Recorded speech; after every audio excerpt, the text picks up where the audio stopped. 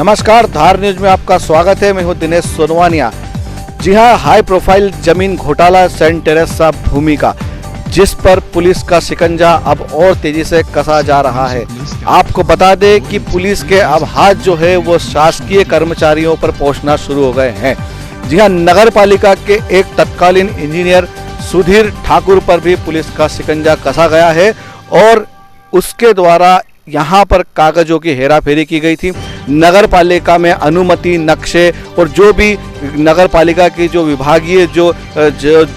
कार्रवाइयाँ होती है उसमें उनके द्वारा कागजों में जादूगरी की गई थी और कहीं ना कहीं इस 420 के मामले में 247 करोड़ का भूमि घोटाले में जो है सुधीर ठाकुर का भी नाम आ रहा है और सुधीर ठाकुर पर जो है मुकदमा कायम होने की तैयारी हो चुकी है। और आपको धार न्यूज पर हम एक और खबर बताने जा रहे हैं कि तत्कालीन एसडीएम जो उस समय हुआ करते थे सीके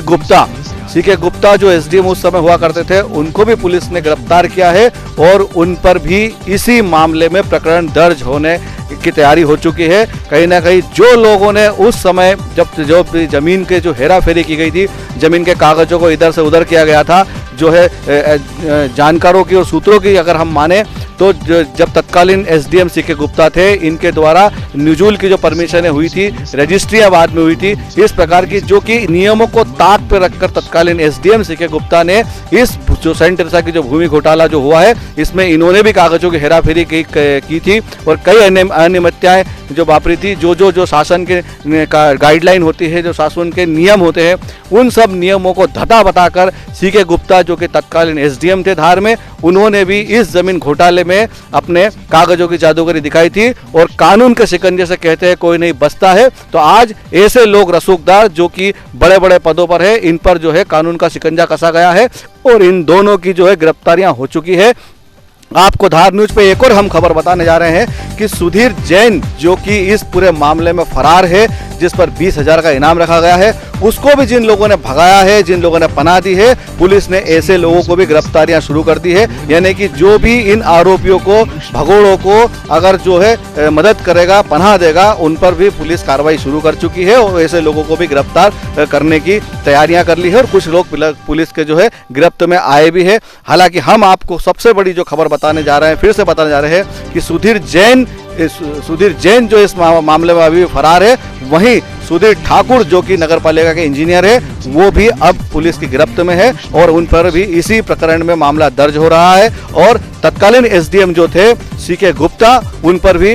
ये जो है इसी मामले में जो है प्रकरण दर्ज हो रहा है। तो सीके गुप्ता एसडीएम ये वो नाम है जब ये कि धार की विधानसभा चुनाव में जब एक वोट की जो इनके ऊपर आरोप लगा था कि एक वोट की हार जीत जब हुई थी धार के विधानसभा चुनाव में, तो उस एक वोट की हेराफेरी का भी आरोप उस समय तत्कालीन एसडीएम जो थे सीके गुप्ता, क्योंकि ये चुनाव के ऑब्जर्वर थे, इन पर ही लगा था। ये वही सीके गुप्ता है और इन पर आज फिर आरोप लगा है कि इन्होंने उस समय अपने पद का दुरुपयोग किया था और कागजों की हेराफेरी कर सेंट टेरेसा भूमि में कागजों में अल्टा पल्टा किया था। दिनेश सोनवानिया, धार न्यूज, धार मध्य प्रदेश। थाना कोतवाली पे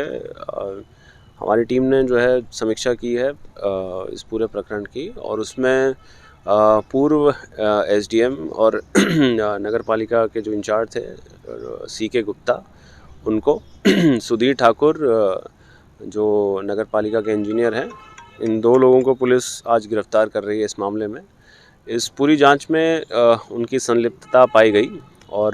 पिछले 2-3 दिन से पुलिस जो डॉक्यूमेंट्स वेरीफाई कर रही थी, उसके आधार पे ये निष्कर्ष निकला है कि ये दोनों भी इस सेंट टेरेसा कंपाउंड वाले मामले में आरोपी हैं। उसके अलावा दूसरा पॉइंट ये है कि आज पुलिस 2 अपराध और पंजीबद्ध कर रही है, जिसमें एक अपराध जो उद्घोषित इनामी हैं, फरार जो अपराधी हैं, उनको संरक्षण देने वाले लोगों के खिलाफ 216 का अपराध पुलिस आज पंजीबद्ध कर रही है और ऐसे सभी लोग जिन्होंने सुधीर जैन को संरक्षण दिया है उनके खिलाफ पुलिस कार्रवाई करेगी।